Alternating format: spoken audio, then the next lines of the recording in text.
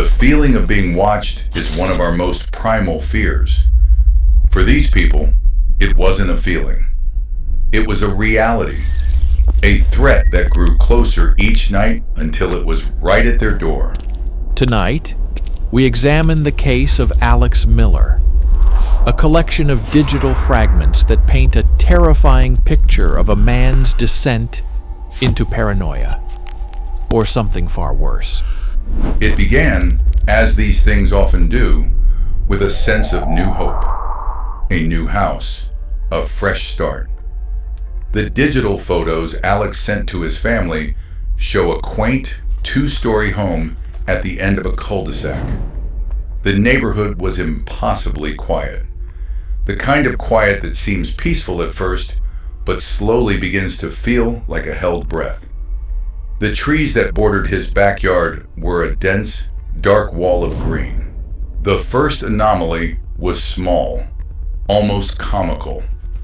A ceramic garden gnome left by the previous owners had been moved. It was now facing the house, its painted-on eyes fixed on the living room window. It's easy to dismiss the insignificant. A prank. The wind.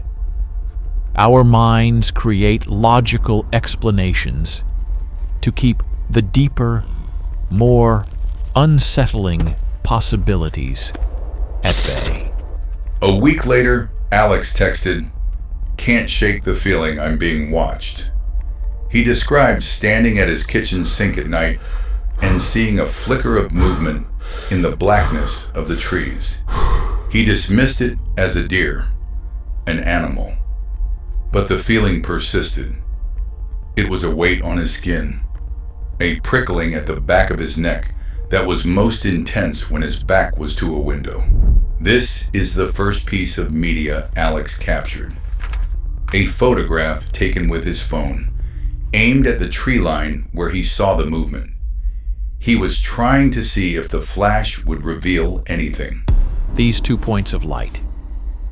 While the default explanation is animal eyeshine, some have pointed out that the apparent distance between them and their estimated height from the ground raises questions, as it doesn't seem to match known, local wildlife. Driven by a need for validation, Alex bought a cheap webcam and pointed it out his bedroom window. The first few nights captured nothing but the wind rustling the leaves. Then, on the fourth night, this. At 3:17 a.m., the feed corrupts for precisely 3 seconds. When it returns, a lawn chair in the center of the yard has been knocked over. The disturbances began to move indoors. He would come home to find things slightly out of place. A coffee mug on the wrong coaster. A book he'd been reading left open to a different page. This pattern could be interpreted as a form of escalation, a test where whatever was responsible appeared to be probing boundaries, learning his routines, and gauging his awareness.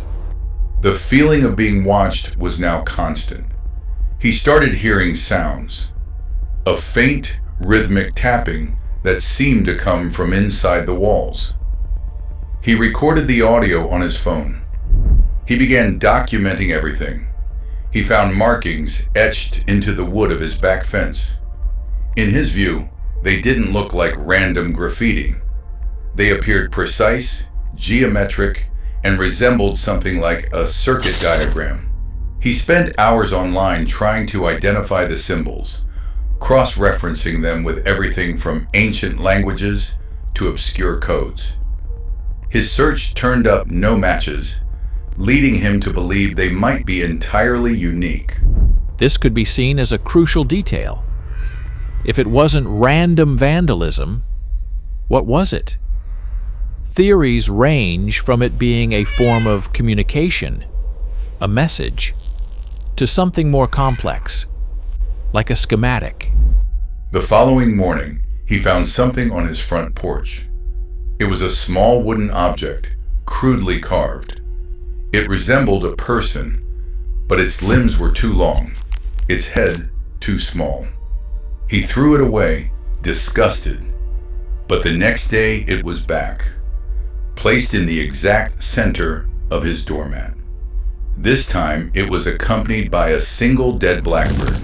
The fear was now palpable. It had a smell, like stale air and ozone.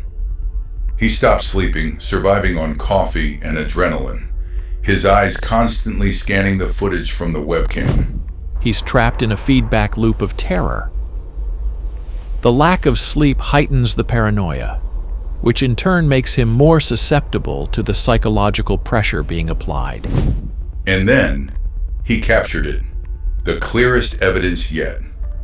Not a flicker or a shadow, but a figure, standing at the edge of his property, partially obscured by a tree.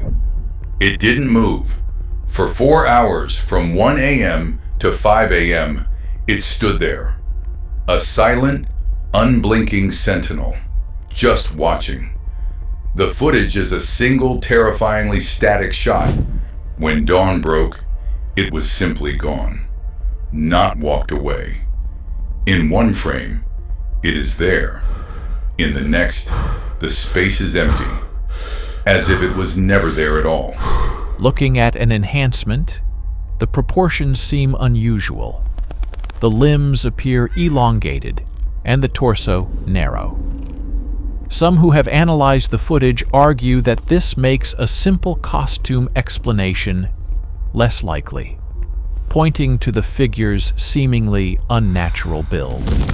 This was the breaking point. Alex called the police. They sent a patrol car. The officer was polite, but dismissive. He noted a possible trespasser and told Alex to lock his doors. The police presence seemed to have no effect. In fact, from Alex's perspective, it only seemed to escalate the activity. That night, the low hum started, a resonant frequency that he claimed made the fillings in his teeth ache. The power in the house began to flicker. The lights would dim and surge in time with the humming sound. The air grew thick, heavy with the sharp, clean scent of ozone. He sent a final text to his sister. "They're not outside anymore. They're in the walls. I can hear them moving." She begged him to leave the house. The smell of ozone is often associated with high-voltage electrical discharge, or in paranormal circles, with a significant manifestation of energy, a thinning of the veil. He was no longer being watched from a distance. The perceived threat had breached the perimeter. In his mind, he was inside a cage, and the source of his fear was now inside with him. He dragged a heavy bookshelf in front of his bedroom door, his breath ragged and panicked. From the other side, he could hear a faint scratching, like nails dragging slowly across the wood. He retreated to the corner of the room, clutching his phone like a talisman. It was his only light, his only connection to a world that now felt miles away. All the evidence we've seen so far was recovered from Alex's cloud storage. What follows was recovered directly from the memory of his phone, found shattered in the bedroom. The scratching stopped. For a full minute, there was only silence, an unnerving, absolute void of sound. Alex's panicked breathing is the only thing on the audio track. Then, a new sound, a low guttural clicking, a wet, biological sound, somehow worse than the scratching. It was coming from all around him. The doorknob began to turn, slowly, deliberately, back and forth. The metal lock strained against the pressure, making a high-pitched squealing sound. A loud crack echoed through the room as the wooden door frame began to splinter. The heavy bookshelf shuddered, sliding an inch across the floor. This is the final recording. The video file is corrupted after this point. It runs for 17 seconds. The phone is dropped. The view is now of the ceiling, the flashlight beam pointing up at a sickening angle. The sound is everything. The sound of splintering wood, the low hum, the wet clicking. The door gives way with significant force. The bookshelf topples over with a deafening crash, plunging the room into near total darkness as it blocks the flashlight beam. A shape fills the doorway. It is not visible, but its shadow is cast from the hallway light, falling across the small sliver of ceiling still visible to the camera. The clicking sound is now seemingly right above the phone's microphone. It is loud, sharp, and described as wet. A final sharp crack of breaking plastic is heard, and the recording abruptly ends. A piercing high-frequency tone mixed with harsh static